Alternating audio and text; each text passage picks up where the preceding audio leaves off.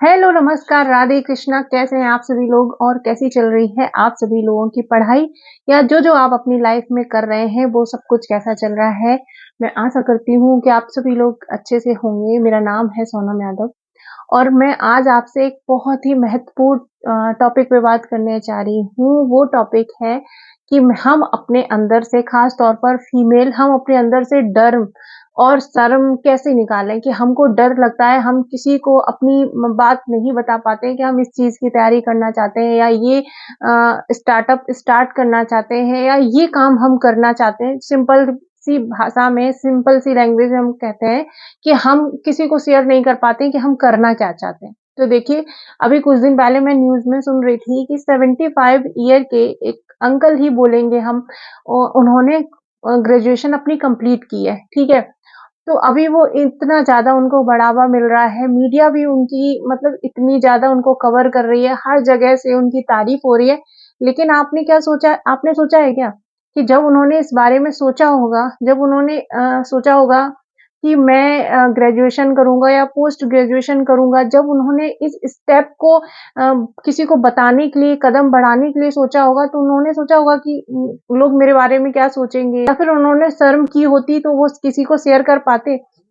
तो वही मैं आपसे कह रही हूँ कि और पता है, इन सब के पीछे कितनी बड़ी बात रही होगी जब वो पढ़ रहे होंगे या जब वो कॉलेज में जहाँ भी उन्होंने पढ़ाई की होगी, या तो उनके साथ वाले जो स्टूडेंट हैं, वो उनका कितनी उनकी खिल्ली उड़ाते होंगे, कितना उनका मज़ाक उड़ाते होंगे कि बुढ़ापे में चले हैं पढ़ने के लिए। और ये तो हम नॉर्मल सी लैंग्वेज बोल रहे हैं, पता नहीं, देखो, मज़ाक बनाने वाले का आप मुँह कभी नहीं पकड़ सकते, वो क्या-क्या, कैसे-कैसे आपको बोल के चला जाता है ना?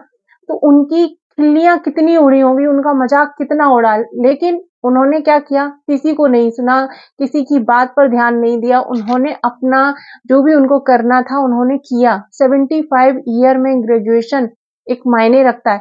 हम आज 31, 32 की एज में मेरे पास कमेंट आते हैं कि अभी मैं हाउसवाइफ हूँ 10 साल से ये, और अब मैं पढ़ाई कर लूँ, अब मैं ग्रेजुएशन कर लूँ।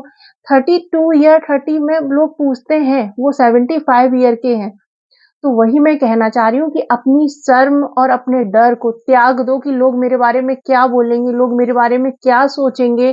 कोई किसी के बारे में देखिए, जो बोलने वाला है वो गंदा बोल के चला जाता है, लेकिन जो सुनने वाला है, जैसे कि हम उ बोलने वाला तो बोल के चला गया, लेकिन हमारे दिमाग में वो 24 घंटे घूमता रहता है। हम खाना भी बनाएँगे तो घूमेगा, हम कहीं जाएँगे तो घूमेगा। तो इन सब चीज़ों को कंट्रोल करिए। बोलने वाला बोल के चला गया, आप अपने आप को बोलिए कि नहीं, हमको अपने आप को आगे बढ़ाना है, हमको आगे करना है, हमको आगे अपने सपने को आगे बढ़ाना है, बोलने वाले को बोलने दीजिए।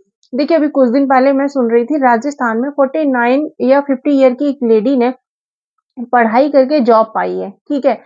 तो वो बताती हैं, उनका इंटरव्यू मैंने सुना है, वो बताती हैं कि जब मैं, क्योंकि घर में उनके बच्चे बराबर के थे, तो पढ़ाई-वढ़ाई उनकी घर पे हो नहीं पा रही थी, तो वो अपना सारा करके वो लाइब्रेरी में जाती थी पढ़ने के लिए।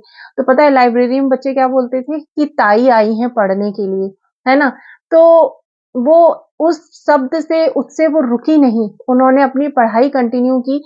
क्या पता उन बच्चों का ना हुआ हो और जो ताई पढ़ रही थी उनका हो गया ना। उन्होंने 50 ईयर से जो आगे की लाइफ है वो अच्छी की ना, किसी के सामने उनको हाथ नहीं फैलाना पड़ेगा, किसी से उनको पूछना नहीं पड़ेगा, उनके डिसीज़न खुद के होते हैं। जब हम किसी जगह पे पहुँच जाते हैं ना, तो हमारे डिसीज़न को भी सुना जाता है।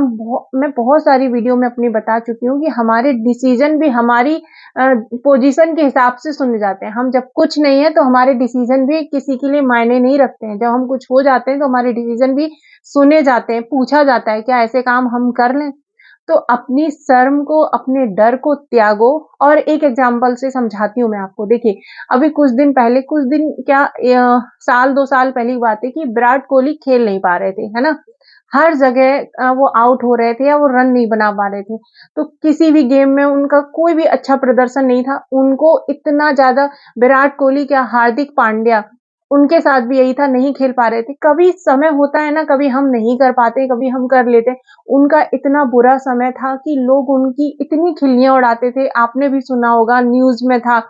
तो उस समय विराट कोहली को अपना कप्तानी भी छोड़नी पड़ी, तो उन्होंने खुद से अपनी कप्तानी भी छोड़ दी थी, इतनी ज़्यादा उनकी खिल्लियाँ उड़ रही थी। और अब उनकी वजह से ही पाकिस्तान को हम हरा पाए हैं। अभी उनको यहाँ पहुँच गए हैं। तो वही मैं कह रही हूँ कि वक़्त कब कैसे पलटता है, लेकिन विराट कोहली ने या हार्दिक पांड्या ने कभी किसी को जवाब नहीं दिया। अपने ऊपर मेहनत करते रहे, अपने ऊपर काम करते रहे। वही मैं आपसे कहना चाह रही हूँ कि अपने ऊपर मेहनत करिए, अपने ऊपर काम करिए।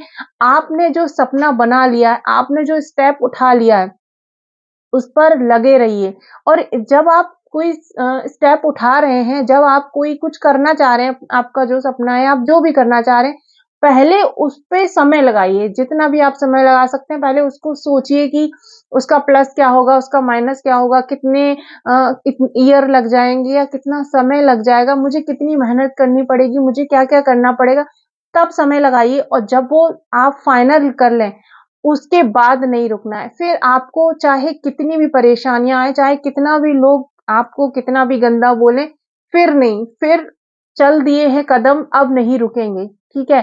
तो बस मैं वही आपसे कहना कहना चाहती थी कि अपने डर और शर्म को दूर करिए और अपने सपने को आपने जो भी सोचा है उसको साकार करिए, ठीक है? वीडियो में अभी तक आप बने हुए हैं तो थैंक यू सो मच। और आप फेसबुक पे हैं, व्हाट्सएप पे हैं, इंस्टा पे हैं, जिस पे भी हैं, तो मेरी ये वीडियो शेयर करिएगा। हो सकता है किसी की हेल्प हो जाए आपके ज़रिए। कोई बात हो तो कमेंट करिएगा। चलिए मिलते हैं नेक्स्ट वीडियो में। Bye bye.